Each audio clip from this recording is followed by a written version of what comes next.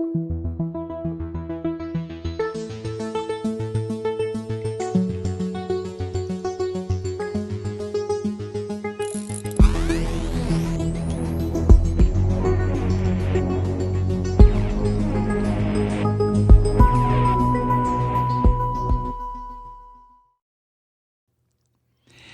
speaking of rage, there's a piece in the Washington Post this morning by Dana Milbank, who is an op-ed writer, and he writes pretty much everything that the Christian Fascist Party has been doing these days violates the very basic tendency, underpinning of democracy that American school children are taught. And this is nothing new, of course.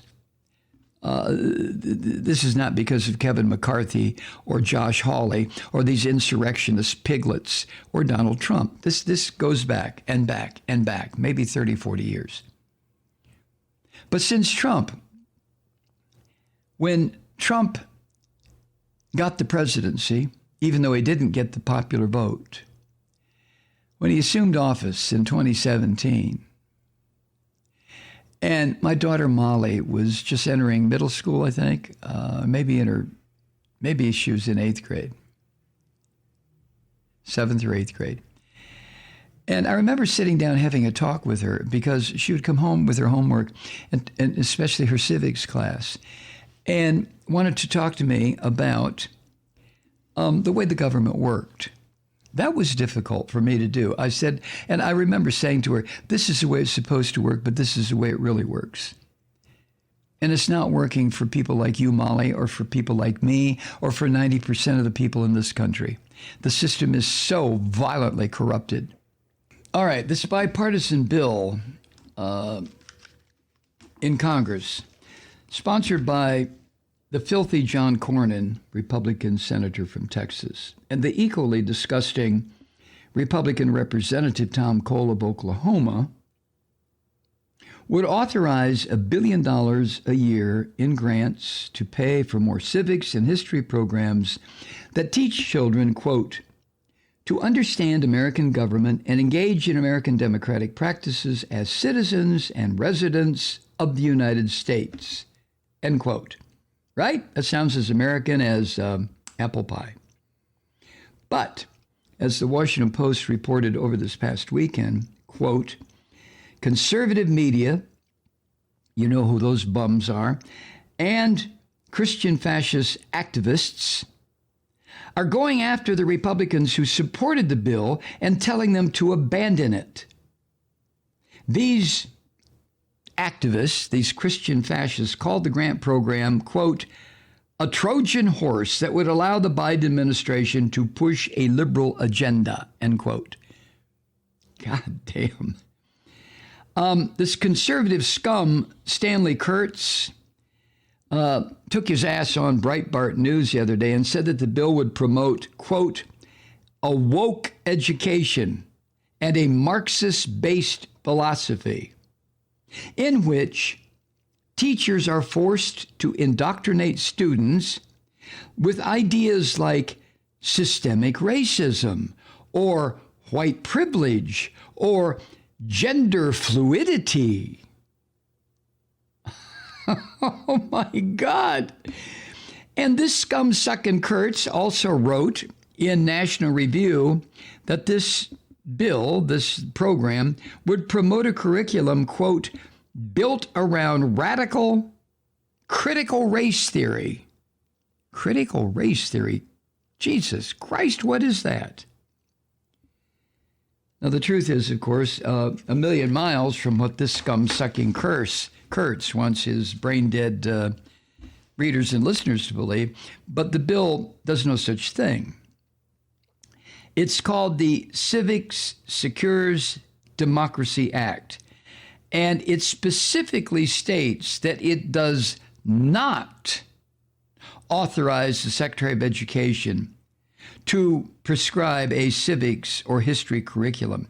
That's left up to the state and local leaders. But you see, the Christian fascists lie about every fucking thing that comes blowing past them. everything. And this neo-fascist writer, Stanley Kurtz, is no different. And Breitbart News is no different. And National Review is no different. It is chock-a-block with lies and deception. Now, granted, none of the people who listen to Breitbart, I would imagine, have the ability to read National Review, because most of them are functionally illiterate. They listen to Breitbart and this Onan bullshit sewer that carries the waste that is even too toxic for Fox. What's it called? One American Do OAN. It just reminds me of the biblical Onan, you know, the one who spilled his seed on the ground. Oh, my God. Oh! Now, the plain text of this bill didn't stop this Nazi Stanley Kurtz and his allies from getting into one more conspiracy theory that was based on their objections to another unrelated grant program.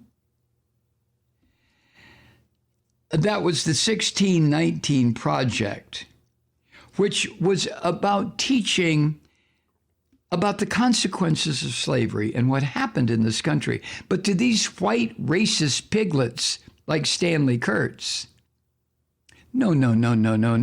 We don't want our precious little children to understand the fucking horrors that were perpetrated against our black brothers and sisters. No. Don't let them know about that. So now it's a safe bet that congressional Republicans in large numbers will oppose a bill promoting nothing more ugly and hateful than civil discourse, voting, jury duty, and volunteering. These are the things that the Christians urinate all over. The current crop of Christians who are just filth. They have taken what used to be a fairly standard bullshit religion and turned it into something evil and ugly and filthy. The Christian fascists. They don't want discussions about voting or jury duty or volunteering. No. All of that has to come from dear leader. If dear leader says somebody's guilty, that person is guilty. If dear leader says vote this way, that's how the slime will vote. If dear leader says volunteering is for suckers, then they won't volunteer. And as Dana Milbank writes, perhaps the Republicans would look more favorably on a civics bill if it mandated a curriculum that better reflects the way they've been governing. So to assist them, so to speak, Dana combed through civics questions for fourth graders that are asked by the National Assessment of Education Progress Testing. And he substituted answers that are more consistent with the recent events and what the Christian fascists agree with and propose than the outdated correct answers. Okay. Which event is Rosa Parks associated with? Well, take out a boycott of the buses in Montgomery, Alabama, and put this in. What is Rosa Parks associated with? An Antifa plot to destroy the suburbs. Next, July 4th is a national holiday that celebrates the day when, take out, the American colonies declared their independence, and put in, July 4th is a national holiday that celebrates the day when the Continental Army took over the airports.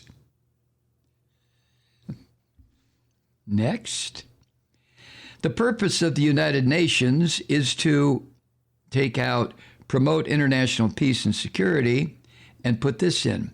The purpose of the United Nations is to lead a takeover of the U.S. government by globalist pedophiles. Next, usually United States citizens elect a president by, take out, secret ballot on election day and put in, Usually, United States citizens elect a president by storming the Capitol and bludgeoning police officers with flagpoles. Next, which of the following ideas is in the summary of the Declaration of Independence? Take out people in the United States should have some control over the government and put this in. Which of the following ideas is in the summary of the Declaration of Independence? People in the United States should not wear face masks. Next, what are the two main political parties in the United States? Take out Democrats and Republicans and insert, what are the two main political parties in the United States? Republicans and far-left radical socialists who are against God.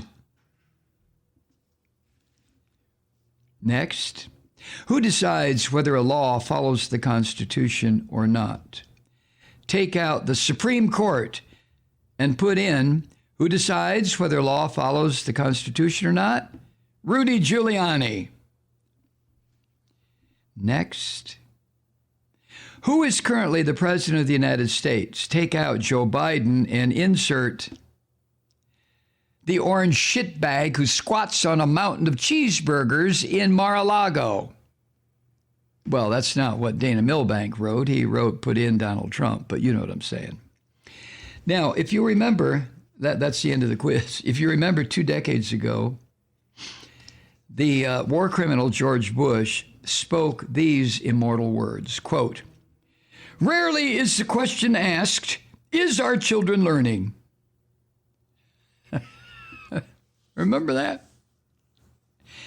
Now, the survival of the Christian fascists who worship at Donald Jesus Trump's feet, the survival of that gang of slime depends on the answer being a resounding no, our children isn't learning. Oh, somebody help me.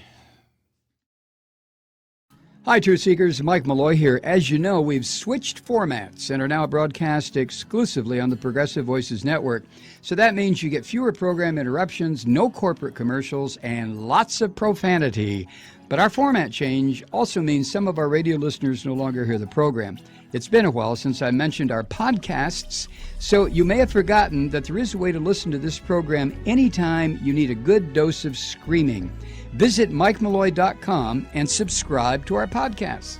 As a podcast subscriber, you can download the program to your mobile device and take me with you wherever you go. And if you have a friend who needs a dose of truth-seeking, you can give a gift subscription as well. That's MikeMalloy.com, and never miss a minute of the uncensored fun and frivolity.